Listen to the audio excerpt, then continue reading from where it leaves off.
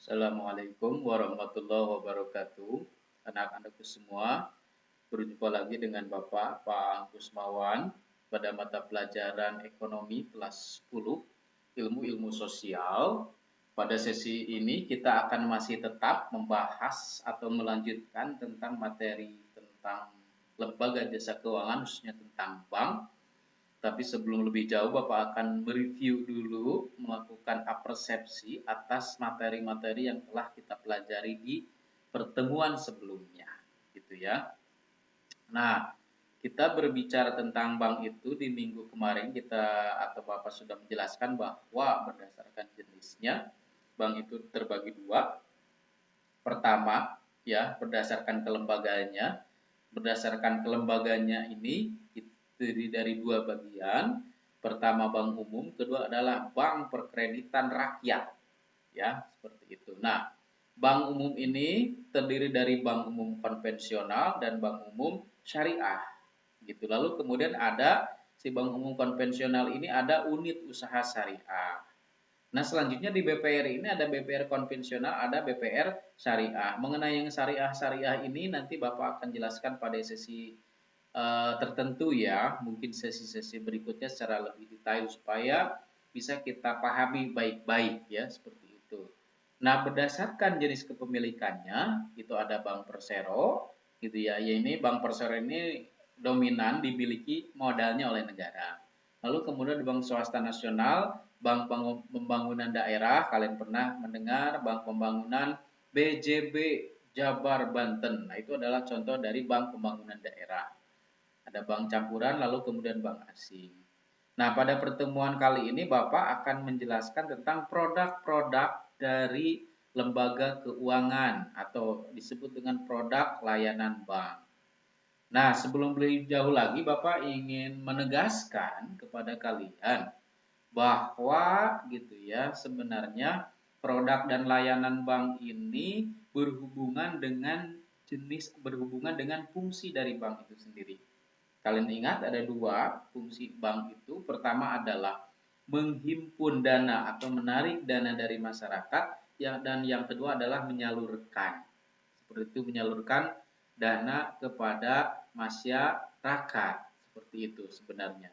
Nah, apa saja biasanya produk-produk yang digunakan untuk menarik gitu ya dan menyalurkan dana kepada masyarakat, seperti itu sebenarnya. Nah, kita bisa melihat gitu, ada banyak sekali kalau di sininya seperti itu sebenarnya. Nah, pertama kita di sisi penerimaan apa sih gitu ya, instrumen atau produk-produk apa yang bisa dipakai untuk ya untuk apa namanya, produk yang bisa dipakai untuk menghimpun dana dari masyarakat. Pertama adalah simpanan, ya, tabungan seperti itu.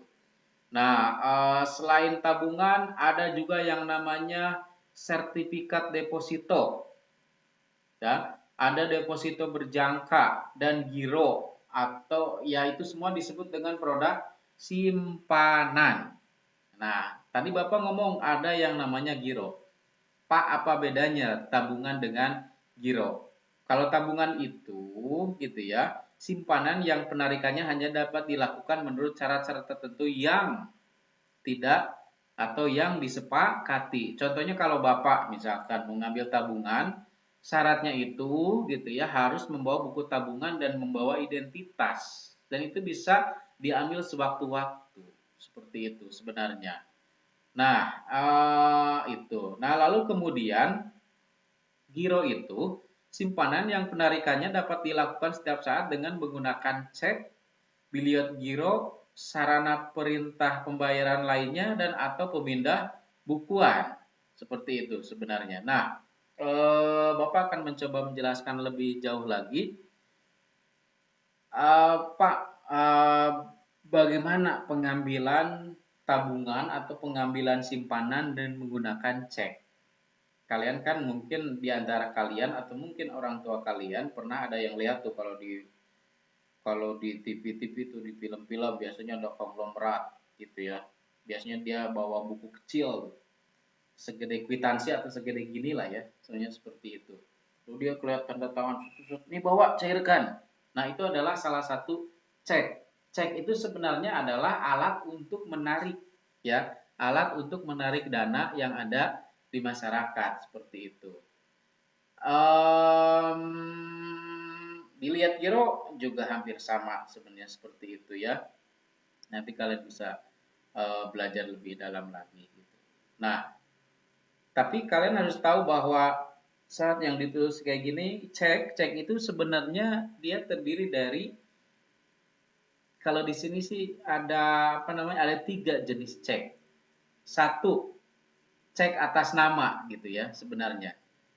Jadi cek atas nama itu suatu waktu nanti saya akan perlihatkan bentuk ceknya itu seperti apa, atau kalian bisa googling sendiri. Cek atas nama itu jadi dicek itu atas nama berikan sejumlah uang sekian kepada si A. Itu cek atas nama. Si A itu bisa membawa lembar cek itu lalu kemudian mencairkannya ke bank dengan syarat-syarat tertentu, biasanya identitas. Atau biasanya kemudian orang pemberi cek itu ditelepon oleh bank, betul Bapak? Ini cek atas nama non betul, oke, lalu kemudian dicairkan, gitu ya sebenarnya. Nah ada juga kemudian cek atas unjuk, cek atas unjuk ini nggak butuh nama, siapapun yang bawa cek ini ke bank cairkan, gitu ya sebenarnya. Cek silang ini adalah cek atas nama dan atau cek atas unjuk yang diberikan tanda garis menyilang pada unjuk kiri atau warkat, atau dapat juga diberi tanda garis menyilang ya sepanjang cek dari ujung kiri bawah ke ujung kanan gitu ya. Tapi bedanya cek silang ini dengan cek atas nama dan cek atas unjuk ini nggak bisa diambil tunainya.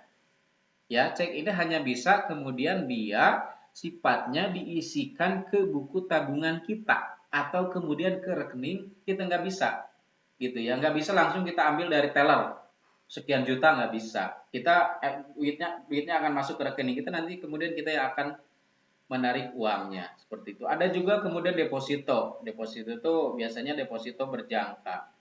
Ya, deposito apa bedanya dengan tabungan? Hampir sama sebenarnya, cuma satu, deposito itu bunganya biasanya lebih besar daripada tabungan. Dan yang namanya deposito itu berjangka. Jadi misalkan dalam menyimpan 1 bulan bunga yang akan diterima adalah segini, dan hanya akan bisa ditarik uangnya kalau kemudian sudah memenuhi tanggalnya, gitu ya, tanggal-tanggal yang kemudian telah ditetapkan.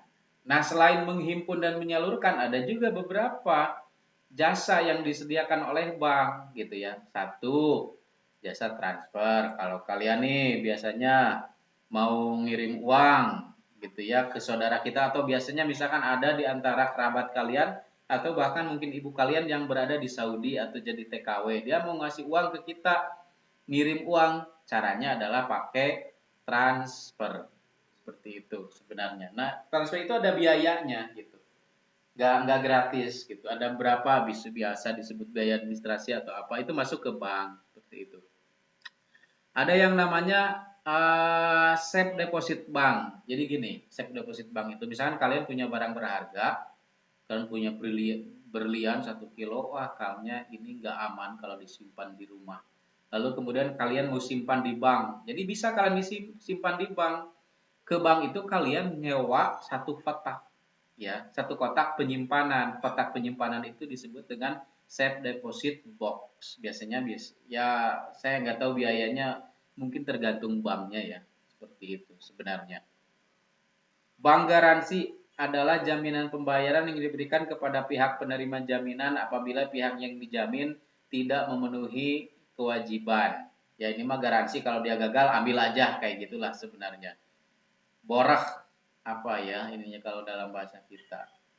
Nah, inkaso. Jadi inkaso itu adalah jasa penagihan. Misalkan Bapak nih ya, Bapak A, pihak A, lalu B, bank C, orang lain. Nah, Bapak meminta bank untuk menagih surat-surat atau menagih hutang kepada si C.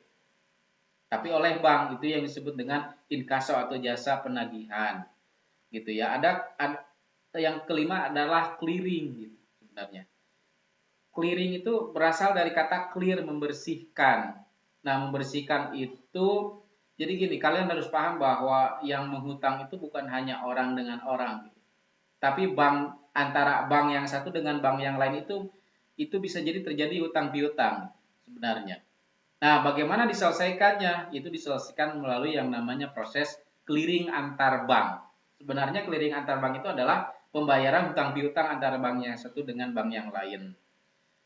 Bank insurance gitu ya sebenarnya adalah layanan bank dalam menyediakan produk asuransi yang memberikan perlindungan dan produk investasi untuk memenuhi kebutuhan finansial jangka panjang nasabah. Jadi bank bikin bikin semacam apa ya produk asuransi yang bisa dipilih oleh nasabah untuk mengamankan dananya. Ada ATM kalian pasti tahu kartu kredit. Nah, tapi kalian harus dipahami bahwa kartu kredit itu berbeda dengan ATM. Kalau kartu kredit itu sepengetahuan Bapak tidak bisa dipakai untuk mengambil uang kalau nggak salah ya. Tapi kartu ATM itu dia bisa dipakai untuk mengambil uang. Seperti itu. Lalu juga kesamaannya kartu ATM dan kartu kredit gitu ya, atau kartu debit bisa dipakai untuk membayar dengan sistem gesekan itu. Tapi kalian harus hati-hati gitu ya. Kalau kredit itu sifatnya gitu ya.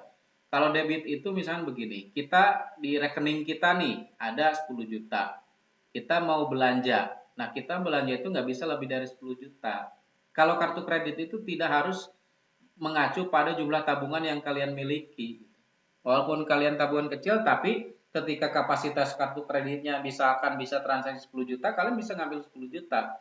Cuma memang kartu kredit ini sangat berbahaya gitu, sebenarnya kalau kemudian kita tidak mampu mengendalikannya karena pasti hawanya ingin selalu belanja, tinggal nanti kemudian di akhir bulan dan ketika tidak terbayar ini akan terus terakumulasi. Ini bahayanya kartu kredit. Ada bank not gitu ya sebenarnya. Um, Kalian pernah dengar istilah jual beli uang gitu ya sebenarnya. Nah, hampir sama dengan seperti itu falas gitu ya. Banknot itu adalah uang kertas asing yang merupakan alat pembayaran yang sah di negara penerbit namun merupakan barang dagangan di negara lain. Indonesia punya rupiah, Amerika punya dolar. Nah, dolar itu bisa diperdagangkan di Indonesia dan rupiah bisa diperdagangkan di Amerika gitu. Itu dengan menggunakan fasilitas atau dengan menggunakan definisi dari banknot itu sendiri. Nah, referensi bank adalah keterangan dari si bank untuk yang diminta oleh nasabah untuk kepentingan tertentu. Caranya atau hampir sama dengan misalkan kalian membutuhkan surat keterangan masih sekolah gitu. Yang dikeluarkan oleh sekolah ditandatangani oleh kepala sekolah. Nah, kalau referensi bank itu surat keterangan dari bank bahwa kalian punya rekening di bank tersebut dan ditandatangani oleh pimpinan bank tersebut. Bank draft gitu. Kalau tadi kan bank draft itu adalah cek gitu. Tapi ceknya yang diterbitkan oleh bank. Tapi kalau tadi kita cek itu diterbitkan oleh si nasabah. Nah, kalau ini oleh bank seperti itu gitu ya. Cek yang diterbitkan oleh bank sebenarnya. Cek yang diterbitkan oleh bank itu sebenarnya jaminan. Misalnya begini,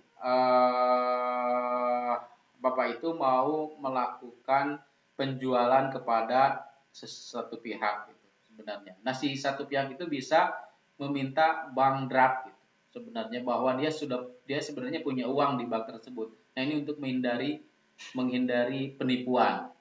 Nah, LC atau disebut dengan letter of credit seperti itu. Nah, letter credit itu bisa disebut dengan surat perintah pembayaran. Misalkan seperti ini. Ini biasanya dipakai oleh eksportir. Misalkan Bapak adalah atau eksportir Indonesia yang mengekspor barang ke Amerika. Ketika kemudian barangnya sudah sampai, nah si importir yang membeli barang itu bisa menerbitkan LC kepada bank untuk memberikan uang sejumlah tertentu kepada si eksportir. Gitu ya, surat perintah untuk membayar. Hampir sama sih dengan cek gitu. Cuma memang LC itu dipakai untuk perdagangan dan biasanya perdagangan internasional. Ada money changer gitu ya. Itu tempat menukar uang, ada kemudian travel check gitu. Travel check itu cek perjalanan. Jadi misalkan Bapak mau jalan-jalan di luar negeri. Karena takut kekurangan uang gitu, Bapak menerbitkan travel check dan membawa si travel check itu jika nanti kehabisan uang tinggal bawa aja ke bank tertentu dan itu dicairkan gitu ya. Itu namanya travel check. Itu lebih lebih apa namanya? Dia lebih efisien lebih efektif gitu ya sebenarnya. Nah itu eh, tadi kalau Bapak rangkumkan produk dan layanan bank itu kalau berdasarkan untuk menghimpun dana atau menghimpun dana dari masyarakat itu ada 4. Satu dia tabungan gitu ya, 2 deposito berjangka, 3 sertifikat deposito, 4 giro. Lalu kemudian kalau penyaluran dana ada 2, kredit konsumtif dan kredit produktif. Dan produk lainnya nih yang banyak nih, transfer dana, safe deposit box, bank garansi, inkasso, clearing, bank insurance, kartu debit, kartu kredit, gitu ya, referensi bank, letter of credit, travel check, and money changer. Nah itu tadi anak-anakku semua materi-materi tentang produk-produk yang ditawarkan oleh lembaga keuangan perbankan. Tolong pahami baik-baik ya. Dan materi ini dicukupkan sampai sekian. Tolong kalian ingat baik-baik. Kalian bisa nonton kembali lagi video ini berulang-ulang karena nanti akan diposting di YouTube seperti itu. Baik, itu materi yang Bapak sampaikan. Mudah-mudahan kalian bisa menyalahnya dengan baik. Di akhir sesi ini, Bapak ingin berpesan selalu kepada kalian, selalu pakai masker, ya, selalu kemudian jaga jarak, ya, jaga jarak, hindari kerumunan. Dan yang paling penting adalah jaga selalu imunitas kalian, karena imunitas kalian menjadi salah satu kunci seperti yang Bapak terangkan di awal. Terima kasih. Assalamualaikum warahmatullahi wabarakatuh.